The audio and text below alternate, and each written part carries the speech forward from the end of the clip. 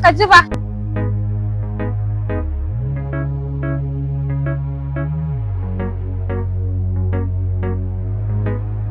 Me faru?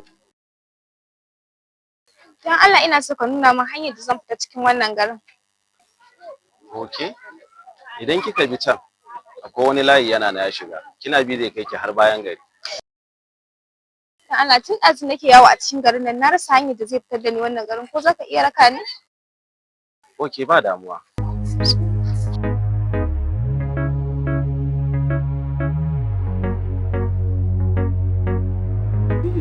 Dinga zagayewa sai san hanya ba sai ka san hanya da hanya. To ni ma nake gaya maka in na fita sai na ga na kuma ta hanyar da na fita sai in ga na dawo hanya.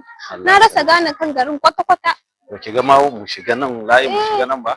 To in fa baka sani bane ba za ka taba gane ina ne hanyar shiga, ina ne hanyar fita ba. Wannan gaskiya. Kuma kin san da yake unguwanni ne suke da kin san kamar nan yanda suke unguwanni daidai yanda nake faɗa miki ina daidai wurin nan da kika gani to inda kin bi wannan layin na ɓarayin ke tsaye to kina zagayawa wannan layin zai ƙara mai da ke inda kike ne ai unguwan nan akwai tsari akwai tsare-tsare yanzu baki ga lunguna da sakunan da muka biyo ba sai garin yana da kyau amma in na bi ta wannan layin sai in ga na ƙara dawowa ta cikin layin ba dawa mu ƙarasa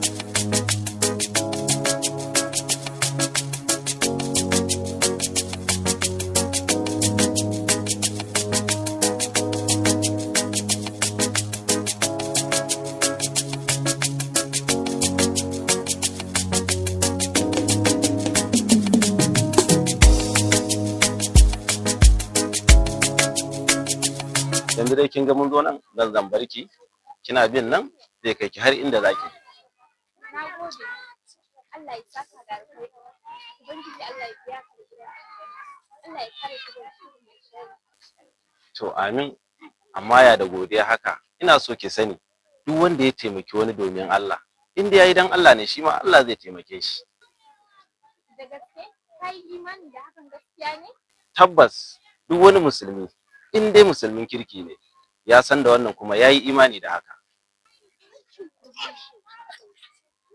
Alami ina so ka taimake ni kamar yadda Allah ya taimake ka ina son ka kuma ina so ka aure ni ke wai faɗa miki sunana ina muka san kanka na san ka na saka soyayyarka a cikin zuciyata dan haka ba wanda ya isa ya raba ni da kai kuma sai ka aure ni baiwar Allah ya aka yi kika san sunana kuma wace ce ke ba zan koye maka ba tabbas ni ba bil adama bace kamar kai al'amin ni aljana ce